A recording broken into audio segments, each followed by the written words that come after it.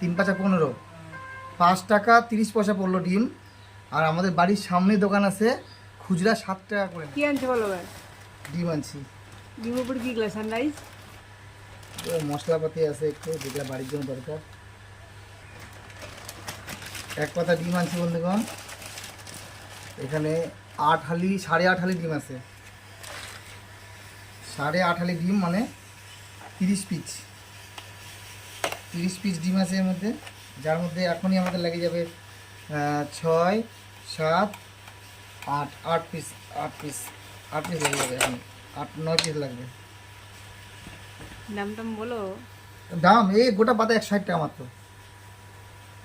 মাত্র 160 টাকা। তার দাম কত বললো? 5, 3 পাঁচা 15, 5 টাকা 30 পয়সা পড়লো ডিম। আর আমাদের বাড়ির সামনে দোকান আছে, খুচরা 7 টাকা করে নেয়। ভাবতে পারছেন কোন হারে ডাকাতি করে? 7 টাকা করে খুচরা বিক্রি করে, আর 5 টাকা 30 পয়সা, 160 টাকা 30 পিস ডিম। ওই জন্য পাতা নিয়ে আসা ভালো আমি মনে করি। কেননা ফ্রিজ যার বাড়িতে আছে তারা রেখে দিতে পারবেন। এখন 8টাতে এখানে খালি হয়ে যাবে। 9টা দিব, 9টা। আমাদের 2 বেলা 3টা করে 6টা, মেয়ে খাবে একটা 7টা, আর ছেলেটা আছে কাজের একটা 8টা। আর একটা দেবো এক্সট্রা, কেন বলেন তো? যদি ফাইটে যায় ওই জন্য আরেকটা এক্সট্রা। 9টা খাই নেবো। 9টা ডিম সিদ্ধ দেবো, এখন ঝোল করবো ডিমের কারি।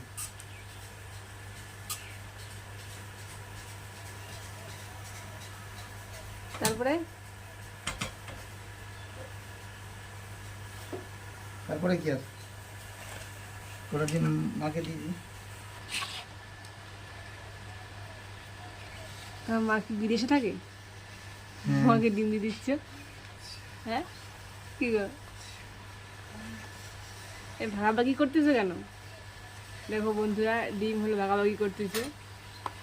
বাহ কি সুন্দর হয়ে গেল। ডিমের পাতা শেষ। দেখো বন্ধুরা, এক পাতা ডিম আনলো, ডিম শেষ। এই পাতাটা কাটবো, এটা কাটে আমাদের ফ্রিজে ঢুকাবো। বন্ধুরা দেখতে পাচ্ছ, এক পাতা ডিম আনলো, এই পাতাটা কাটে আমি ফ্রিজে ডিম ঢুকাবো। শেষ। এটা কাটে ফ্রিজে ঢুকাবো, কারণ নষ্ট এদিকে করো না, দেখা যাচ্ছে না তো। হ্যাঁ এটা মনে করো না, আবার কাটলো। ঢুকাই দিই, কেননা ফ্রিজে ঢুকানো জরুরি আছে। ফ্রিজে না ঢুকালে না ডিম নষ্ট হয়ে যাবে। দেখো বন্ধুরা, এক পাতা ডিম আনলো, হাফেরও হাফ নাই, 2 লাইন মাত্র আছে।